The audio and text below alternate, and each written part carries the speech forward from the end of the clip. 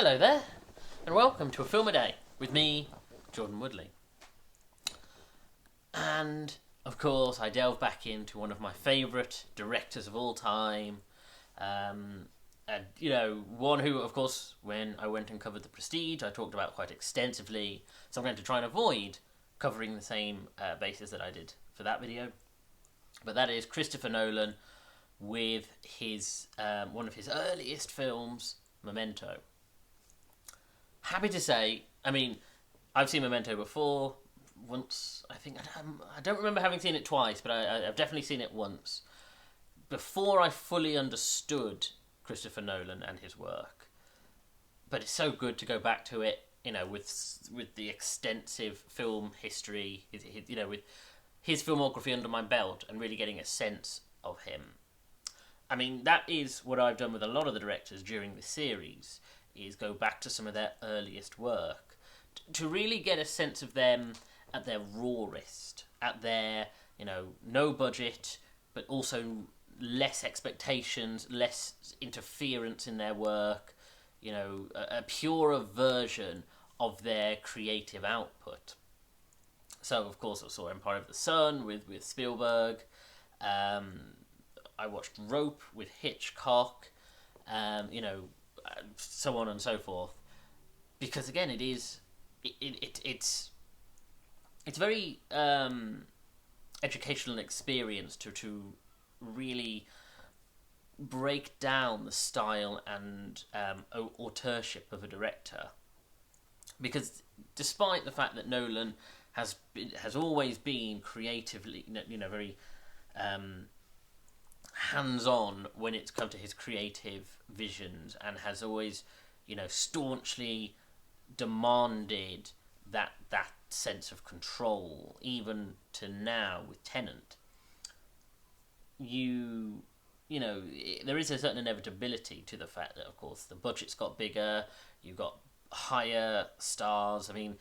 Of course, he went through the phase with the Dark Knight trilogy, where, of course, he was dealing with an IP. And there are all of these moving pieces. So to be able to watch a film like this allows one to sort of go, oh wow, this is the kind of story that they wanted to, it's very much a balancing act.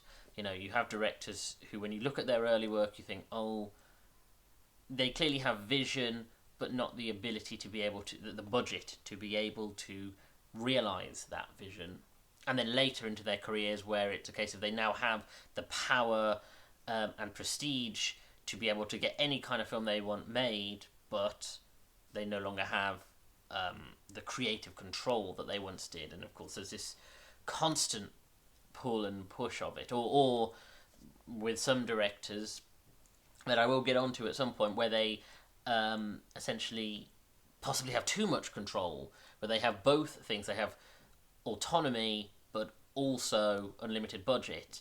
And there are cases where huge directors possibly need others to rein them in, or because creativity is brought about by conflict, I suppose, and under just duress.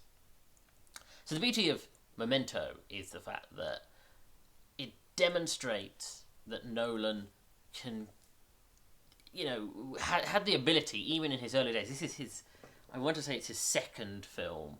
And even then, he is able to demonstrate his creative ability to experiment with things that fascinate him, like narrative time travel, like different ways of editing, different ways of creating perspective, sort of creating that sort of relationship with dreams. These are all themes that he loves to, he, as an auteur, he has a set number of themes and ideas that he will come back to again and again and again, and you'll just see variations of these things that fascinate him. As I say, for Nolan, it's dreams, it's time, it's memory, it's sort of the nature of love. These are the sorts of things that fascinate him, because they, and demonstratively so, because they come back again and again in his storytelling.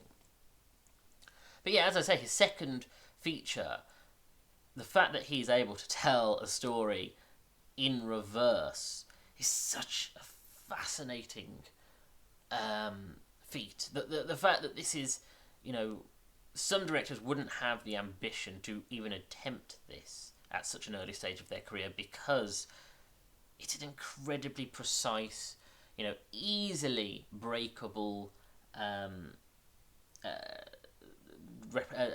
feat to be able to achieve.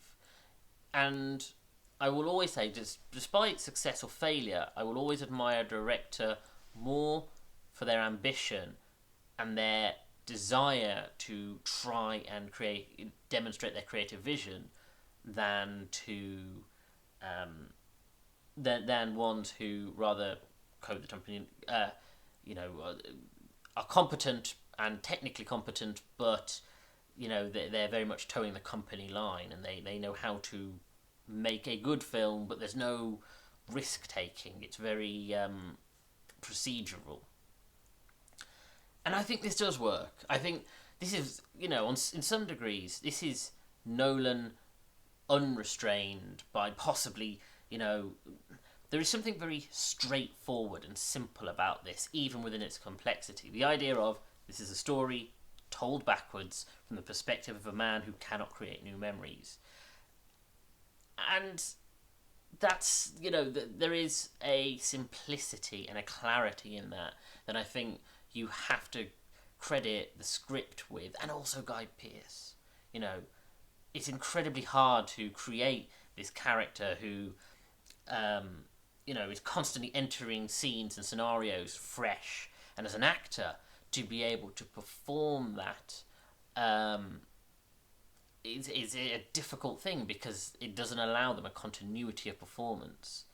There is this brilliance to the fact that in the metatext or metatextual sense, the audience, this is almost the ultimate reliable narrator.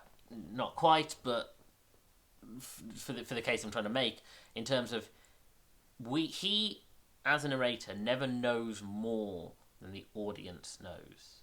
He never goes into scenes being able to know more about what is going on around him, about his relationships to characters, than the audience as they're viewing it. So they have the exact same experience as he is having. And I think that's a fascinating thing to create for the audience experience. The idea that we're watching this thinking, oh, we have to work out at the same time he is working out what is going on. And yes, we have advantages because, of course, we have the stuff that we do know, in the same way that he has the memories before his accident.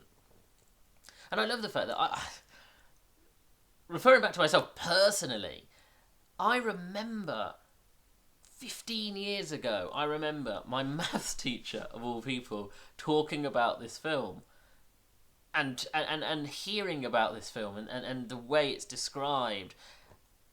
And I distinctly remember that because it was such a fascinating idea, and I'd not heard of anything like that kind of story being told. And again, it's the fact that it's so simple. You have essentially 3 primary cast members. You have Guy Pearce, you have Carrie-Anne Moss, you have Joe Pantoliano. And they are our, like a very basic early stage feature film. It's kept simple because they are our 3 primary characters with a couple of supporting characters, but it's pretty much those 3. And again, it shows the ability of those 3 actors to be able to work together and to be able to create this narrative so straightforward. But I also think the fact that I've had conversations about Memento for years, like I say, all the way back then, which is 15 years ago, to now, where I've had conversations with people about the nature of the story and the fact of what we know and what we don't. And as I said, he's not the unreliable narrator. Sorry, he is not the reliable narrator as I suggested, because there are certain inconsistencies and unreliabilities about what he knows, what he doesn't, the narrative he creates for himself, and the idea that, perhaps he killed his wife's assaulters years ago. Perhaps he killed his wife.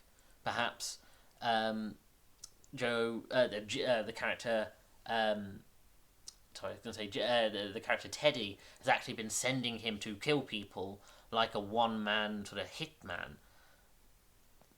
And again, the nature of this story allows you to unpack different variations, different motives, and at its core, it is about exploitation and the idea that every character we meet, we can't trust. Even the hotel clerk, we can't trust, because our character is almost the ultimate definition of vulnerability, of invisible vulnerability. Someone who seems like they could be perfectly fine, and yet at the same time can be exploited by everyone. And everyone we meet, you have the card flip of, oh, I can trust this person. No, I cannot trust this person. Or maybe I can trust this person. And there is no way, scene to scene to scene, of knowing what the truth of that is, and who can be trusted and who can't. Because again, it is about the ultimate vulnerability and the idea that nothing is consistent. There is no way, there is no reliable memory to say this is who this person is, this is who this character is. Now, I think this is a great film. I think this has got so much, I do love the later Nolan films. The Dark Knight trilogy, Inception, even Tenet. I'm a huge proponent for Tenet, even though that might be a demonstration of Nolan pushing himself too far and sort of almost hitting his own limitations, his own boundaries. But the beauty of The Prestige and Memento, they are two films that are just so straightforward and yet relay such complex and mind-bending ideas that I just think it's the kind of situation where I would tell someone to start Nolan from the beginning and work their way through his filmography, because if you really like that kind of storytelling, there's not a film of his that doesn't fit the mold in some. Even when it comes to The Dark Knight, there's something in there that a continuity of vision that he has. Truly great. Anyway, thank you for joining me. If you like this video, hit the like button, comment below and share the video, because this will help me in the algorithm.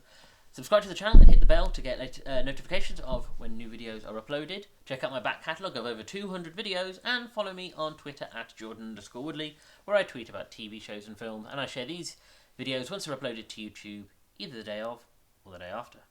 Thank you for joining me. Take care.